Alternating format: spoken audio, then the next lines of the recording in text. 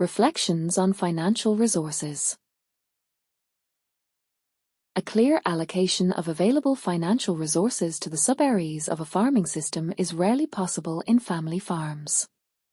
In countries with appropriate legal frameworks, liability issues and nominal value allocations can be regulated through the choice of a corporate form. However, the overall availability of financial resources for the people who live in and from farming systems does not change. Bottlenecks in cash availability in one area are always compensated from the joint account, and income from one area is then also available to all areas again.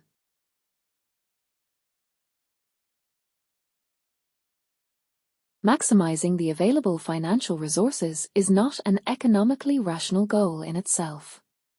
Rational is the amount necessary to service liabilities on time and to cover the claims of all sub-areas of the farming system. If the timely coverage of liabilities is not secured, there is a risk of bankruptcy.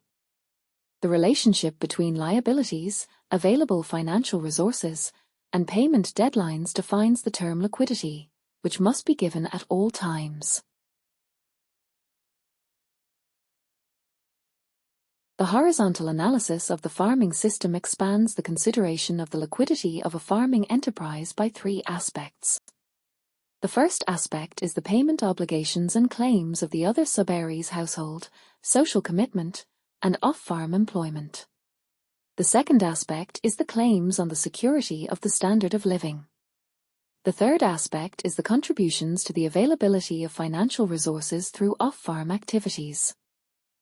The timing of the payments must be considered in addition to the amount of cash flows for all three aspects. The amount and timing determine the degree to which people living in and from a farming system can achieve their objectives.